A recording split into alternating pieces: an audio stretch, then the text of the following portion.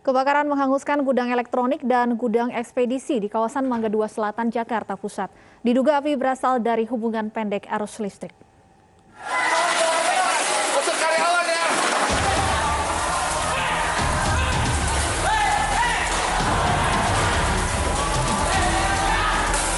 Kobaran api menghanguskan dua ruko di kawasan Mangga 2 Selatan, Jakarta Pusat malam tadi. Api diduga berasal dari ruko yang difungsikan sebagai gudang elektronik yang kemudian merembet ke gedung perusahaan jasa ekspedisi di sebelahnya. Para karyawan langsung berupaya mengevakuasi barang-barang ekspedisi yang masih bisa diselamatkan. Dugaan sementara, api berasal dari hubungan pendek arus listrik. Saya juga tadi baru karena kita kan awalnya dari gudang sebelah, Bang. Karena itu bukan si cepat. Nah, dia ini dari gudang sebelah. Mungkin ada korsleting listrik gitu. Ada sempat ledakan nggak Bang awalnya, Bang? Nggak ada, kan? Tiba-tiba api gede gitu aja Karena atau? itu barang elektronik semua itu. Itu kantor apa Bang itu? Gudang elektronik. Iya, kalau Tapi di tadi sini kan kosong? dekat. Iya. 15 unit mobil pemadam kebakaran dikerahkan untuk memadamkan api. Petugas sempat kewalahan karena api terus membesar, disebabkan banyaknya barang yang mudah terbakar.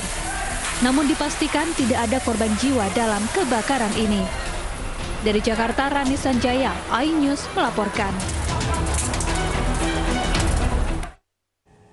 Sementara itu, seorang lansia tewas dalam kebakaran rumah di Tanjung Balai, Sumatera Utara. Korban sedang tertidur lelap saat kebakaran terjadi dan terjebak di dalam rumah.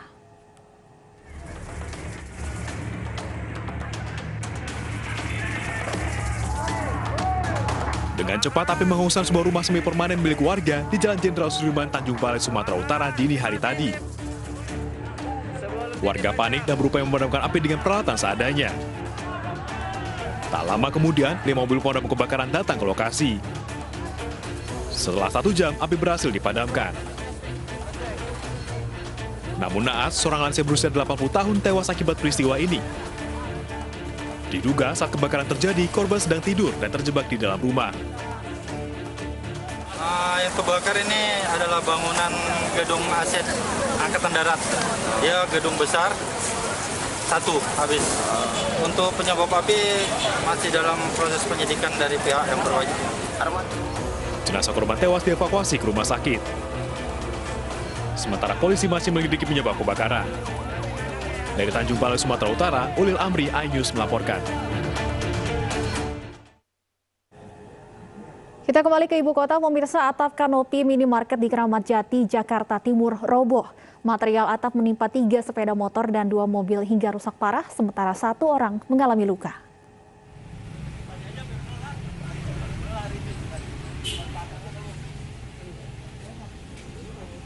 Atap kanopi minimarket roboh di Jalan Raya Condet, Kelurahan Balai Kambang, Keramat Jati, Jakarta Timur siang tadi. Material kanopi yang roboh menimpa 2 unit mobil dan 3 unit sepeda motor yang tengah terparkir. Selain itu, seorang pedagang nasi ayam yang berjualan di halaman minimarket juga mengalami patah tulang pada bagian punggungnya. Korban langsung dilarikan ke rumah sakit untuk mendapat penanganan medis. Sementara hingga kini belum diketahui penyebab pasti robohnya atap kanopi minimarket.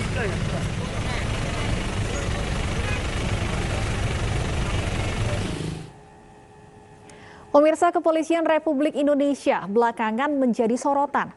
Terbaru, seorang warganet yang mencuit tentang polisi mendapat ancaman hingga peretasan akun.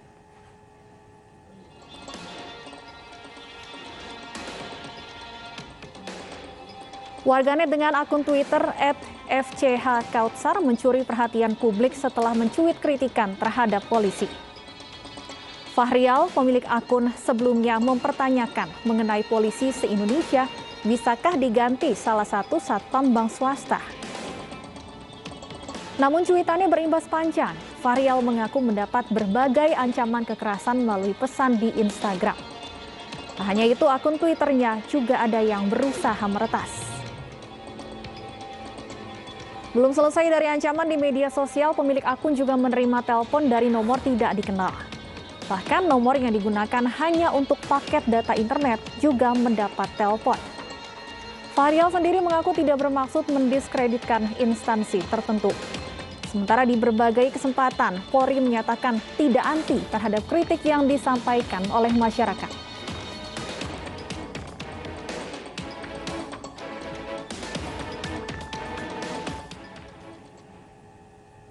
Dan pemirsa, untuk mengulasnya sudah bergabung bersama kami Damar Juniarto, Direktur Eksekutif SafeNet.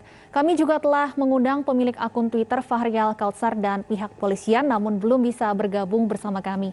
Saya sapa terlebih dahulu, selamat sore Pak Damar. Selamat sore. Baik, Pak Damar, dari informasi yang kami terima, pemilik akun @FCH-Kautsar ini sudah berkonsultasi ke SafeNet.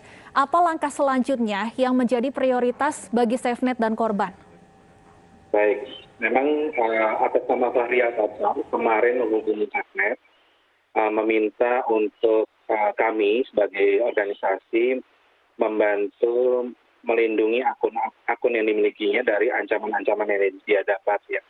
Jadi fokus pertama atas permintaan tersebut adalah memprioritaskan keamanan dari Fahrial Kautsar. Nah, kenapa dia meminta fokus pada keamanan? Karena memang mendapat ancaman yang kami sebut dengan serangan-serangan digital. Dari laporan kami mendapat ada 150 akun yang mengancam diri Fahrial Kautsar, dan ada beberapa yang memberi ancaman yang cukup jelas bersifat ancaman fisik. Jadi akan diputus batang lehernya atau diserang di tengah jalan. Lalu juga ada beberapa serangan lain yang dalam bentuk teror telepon gelap menggunakan nomor-nomor yang disebut dengan nomor spam call, nomor burner dari luar negeri dengan kepala kode negara luar negeri, dan ada nomor lain juga yang kita tidak menemukan register atas nama siapa. Lalu selain itu, kami juga menerima bahwa gangguan ini diikuti dengan upaya untuk meretas akun Twitter dari Fahrial Kautsar. Jadi atas 3 langkah ini kita melakukan sejumlah perlindungan untuk Fahrial Kautsar. Fokusnya adalah keamanan dirinya dari serangan-serangan digital. Sampai sejauh ini belum ada langkah lain yang sedang dilakukan. Kami masih fokus untuk memitigasi resiko-resiko yang mungkin muncul. Kalaupun ada perkembangan, ini masih dalam diskusi yang belum selesai. Baik, Pak Damar, artinya perlukah kemudian korban melapor atau menempuh jalur hukum terkait ancaman yang ia terima? Ya, serangan digital ini kan khas ya. Yang paling khas dari serangan digital adalah kita tidak sungguh-sungguh tahu siapa orang di baliknya. Sekalipun misalnya ada sejumlah nama akun dan foto akun misalnya mengenakan pakaian seragam, tapi kita tidak bisa memastikan apakah pelaku tersebut adalah orang yang memang betul-betul berprofesi sebagai pria berseragam. Jadi ini ada sejumlah faktor yang perlu dipertimbangkan. Kalau mau melapor, maka tentu saja paling tepat melapor kepada divisi cyber untuk perlindungan terhadap serangan-serangan digital. Dan ini yang memang perlu jadi pertimbangan apakah pelaporan ini akan memberi dampak positif pada penyelesaian ancaman-ancaman yang terjadi. Jadi ini masih ditimbang-timbang. Saya rasa kalau dari organisasi kami tetap mengharapkan bahwa korban dalam hal ini Fahrial Kautsar berani untuk melapor ke polisi. Apakah langkah itu akan dilakukan, Pak, melapor untuk meminta perlindungan bagi korban atau pemilik akun? Pelaporan lebih sifatnya adalah mencari siapa orang-orang yang melakukan ancaman. Karena dalam undang-undang kita dan kitab hukum pidana kita, pengancaman seperti ini sebetulnya ada sanksi pidana. Jadi arah ke sana ya, lebih ke arah bagaimana ada tindakan penegakan hukum terhadap mereka yang melakukan ancaman-ancaman semacam ini. Ini tidak bisa dibenarkan dan tidak bisa dibiarkan. Nah, ada sejumlah aspek misalnya, kalau memang para pengancam dan orang yang kemudian berada di balik akun-akun yang meneror Fahrial Kautsar itu adalah bagian dari kepolisian, maka langkah yang perlu diajukan selanjutnya adalah melapor ini ke Propam. Iya, Pak Damar, tentunya ini menjadi hal yang lucu dan kekhawatiran tersendiri bahwa korban harus melapor ke polisi terkait ancaman yang ia terima, yang beberapa diantaranya, tadi Anda juga sempat sebutkan ada beberapa akun yang profile picture-nya atau fotonya juga menggunakan seragam dari institusi tersebut. Ini seperti apa SafeNet melihatnya? Iya, Memang betul, kita tentu saja menemukan ada ironi bahwa kita harus melaporkan tindakan tersebut kepada institusi yang diduga menjadi pihak penyerang. Tetapi di dalam institusi Polri itu ada mekanisme penegakan apabila ada pelanggaran-pelanggaran yang dilakukan oleh anggota. Jadi kita tetap bisa menggunakan jalur tersebut sebagai jalur untuk pelaporan atas tindakan-tindakan yang kita duga itu melakukan tindakan tidak terpuji dalam bentuk ancaman terhadap diri Fahrial Kausar. Nah, memang selain itu apakah ada cara lain yang bisa kita tempuh? Tentu saja masih ada mekanisme lain, instrumen lain, misalnya menggunakan instrumen perlindungan hak asasi manusia, kita bisa melapor kepada Komnas HAM, lalu kita bisa juga melapor ke Kompolnas. Ada mekanisme lain juga yang bisa kita tempuh, tetapi sekali lagi ini masih dalam diskusi, belum ada satu langkah yang dipastikan dari pihak Fahrial Kausar untuk melapor ke polisi. Sebelumnya juga ada akun yang menyebutkan bahwa kasus ini sudah atau sedang ditangani oleh Propam Polri. Apakah sudah ada pihak dari Propam yang menghubungi korban maupun SafeNet misalnya? Bisa dipastikan kalau dari sampai sore hari ini kami belum ada komunikasi. Baik. Jadi komunikasi dari pihak Propam Polri juga belum ada. Lalu kedua dari pihak seseorang yang mengatakan sudah ada tindakan dari Propam Polri.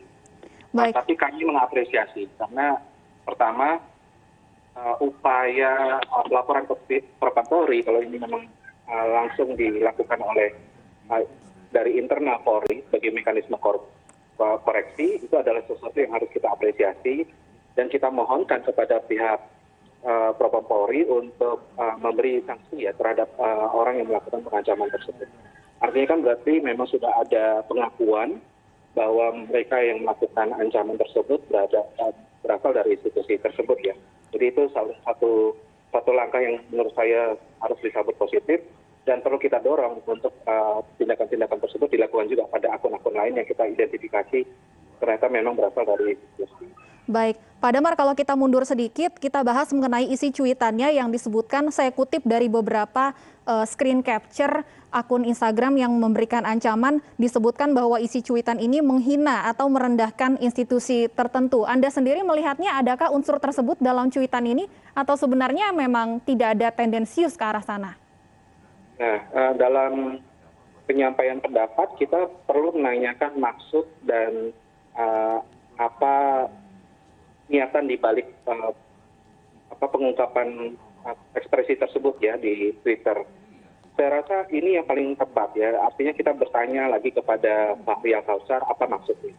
Ternyata kalau kita ikuti pendapat dia bahwa maksud dia adalah mengekspresikan kekecewaan, unek-unek terhadap berita-berita yang belakangan ini memang mengangkat kinerja Polri yang kurang begitu bagus. Dan dia menyampaikan aspirasi kenapa tidak bisa sebagus salah satu satpam dari bank swasta yang dalam pendekatannya itu humanis dan komunikatif. Artinya itu yang sebetulnya sedang dia ingin sampaikan. Dan saya sangat menyayangkan memang kemudian ada tafsir-tafsir yang muncul belakangan yang menganggap bahwa pernyataan tersebut bukan bagian dari penyampaian undang-undang tapi dianggap sebagai penghinaan institusi. Nah ini tafsir-tafsir ini memang harus diperjelas ya apa dasarnya. Karena kalau kita menggunakan mekanisme penghinaan misalnya, penghinaan itu hanya bisa pada seseorang, tidak bisa pada institusi tertentu. Kalau kita mengutip pada KUHP dan juga penjelasan pasal 27 ayat 3 Undang-Undang ITE. Lalu kalau ini coba juga ditafsirkan sebagai bagian dari mengurangi atau menyebarkan kebencian terhadap institusi, ini juga keliru karena dasar pada ujaran kebencian kan harus diikuti dengan niatan buruk untuk menciptakan kebencian terhadap satu antar golongan atau suku agama ras. Nah ini juga tidak masuk. Jadi saya rasa yang berkembang di media sosial dan juga dalam percakapan-percakapan seputar isi tweet dari Fahrial Kausar itu banyak yang keliru dalam menafsirkan dan berlebihan dalam bersikap. Dan sangat disayangkan bahwa sikap-sikap tersebut justru ditunjukkan dengan mengancam, mengintimidasi, dan bahkan mendorong upaya kekerasan terhadap varial konten. Baik, Pak Damar, korban menyebut ancaman sempat mereda, namun kembali muncul setelah ada 3 akun yang melakukan doxing dan provokasi. Sepertinya praktek ini sudah pernah kita saksikan sebelumnya, dilakukan terhadap aktivis maupun mereka yang vokal menyuarakan kritik terhadap instansi tertentu. SafeNet sendiri melihat apakah ini memang hal yang kerap kali terjadi secara berulang? Ya, bisa kami konfirmasi bahwa memang ini sebuah pola ya. Sudah kita lihat pola sebelumnya, jadi mereka-mereka yang sedang mengajukan pendapat terhadap kinerja yang tidak sesuai dengan harapan, lalu yang sedang mengkritik sebuah kebijakan yang tidak pas, tapi malah ganjarannya adalah dia didoxing, lalu dia diteror, dan juga mendapat ancaman-ancaman seperti ini. Jadi ini satu pola yang kerap terjadi. Salah satu yang sangat saya sayangkan adalah pola ini menunjukkan adanya satu penggunaan teknologi digital yang di luar dari kewenangan penggunaan teknologi tersebut. Misalnya dalam hal orang bisa mendapatkan nomor telepon varial Kausar, dan padahal nomor telepon tersebut tidak pernah dipublikasikan dan selama ini hanya digunakan untuk mengakses internet. Itu kan artinya orang tersebut, pihak yang bisa mengakses nomor tersebut memiliki kewenangan, dan kewenangan itu harusnya sebatas pada mengetahui bila dia memang melakukan sebuah tindak pidana. Jadi kalau tidak melakukan tindak pidana dalam hal ini, sebetulnya tidak bisa kewenangan tersebut digunakan untuk kemudian mengirimkan ancaman atau teror telepon gelap. Nah ini yang saya rasakan ya, karena kalau mekanisme seperti ini terus didorong dan dibiarkan, artinya kita membenarkan penggunaan kewenangan yang tidak sesuai dengan tujuan pembelian perangkat tersebut dan tujuan pemakaian perangkat tersebut oleh institusi. Jadi ini harus diperbaiki ke depan agar kita kemudian tidak menjadi korban berikutnya dari apabila kita menyampaikan pendapat dan ternyata pendapat itu kurang disenangi oleh institusi. Anda menduga ada penyalahgunaan wewenang karena di sini kita tahu bahwa korban menerima telepon ancaman ke nomor telepon yang tidak banyak diketahui orang dan bahkan hanya digunakan untuk paket data saja. Ya, saya mengkonfirmasi lagi. Jadi kewenangan tentang nomor telepon itu kan hanya dimiliki oleh pihak-pihak tertentu. Jadi tidak bisa orang awam bisa mengetahui nomor telepon orang lain yang didaftarkan dengan nomor NIK dan juga identitas pribadi. Jadi hanya pihak-pihak yang tertentu saja yang bisa melakukan hal tersebut. Nah dalam kasus varial Kausar ini tentu saja kita perlu mendalami lagi dari mana kira-kira tindakan tersebut dapat dilakukan.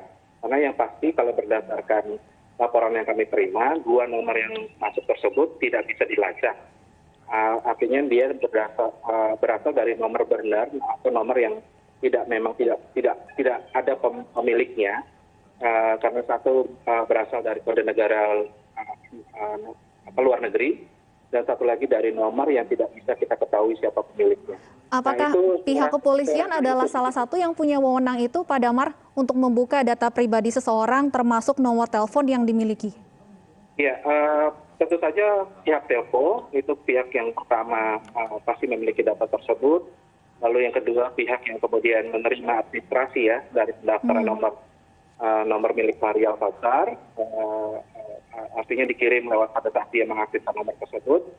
Lalu yang ketiga tentu saja ada pihak yang memang memiliki kewenangan untuk menindak berdasarkan dugaan adanya terjadinya tindak pidana. Baik, masih terkait dengan teror telepon, disebutkan bahwa telepon yang diterima oleh korban berasal dari nomor +62 dan +1. Apa yang bisa kita ketahui dari nomor telepon atau awalan nomor yang digunakan oleh pelaku teror ini? Ya, ini jenis serangan digital yang disebut dengan spam call atau robocall. Jadi dia menggunakan perangkat untuk menelpon, mengganggu orang yang dijadikan target. Gitu. Tujuan dari telepon ini adalah dia terus-menerus menteror orang tersebut agar orang tersebut tidak kena. Dan kalau kita lihat penggunaan nomor dan juga nomor kode luar negeri dan nomor dalam negeri dalam konteks ini sebetulnya sedikit banyak merefleksikan bahwa teknologi tersebut sudah dibuat adaptif mengikuti pada ruang yang ada di Indonesia, karena biasanya dalam serangan-serangan sebelumnya kebanyakan pakai nomor luar negeri, bercampur misalnya nomor kode negara satu negara di benua Amerika, tapi juga bisa dia bercampur pada daerah-daerah di Uni Eropa. Tapi dalam kasus ini kan bercampur lagi dengan nomor lokal ya. Artinya nomor lokal ini kan kita juga bisa upayakan untuk pihak tertentu untuk mengungkapkan siapa di balik nomor tersebut. Nah, ini yang saya rasa menjadi fokus ya, kalau kemudian dari serangan varian pasar ini yang paling saya rasa menjadi titik keprihatinan adalah serangan-serangan yang menggunakan nomor-nomor teror pelaku ini. Baik, kita akan tunggu dan kawal bersama tentunya kelanjutan dari kasus ini. Terima kasih banyak Pak Damar Juniarto, Direktur Eksekutif SafeNet, sudah bergabung berdialog bersama kami di iNews Sore. Pemirsa, akibat jalan tertutup material longsor, warga di Kecamatan Kintamani, Bali terpaksa mengandalkan sampan untuk akses keluar desa. iNews Sore akan kembali saat lagi.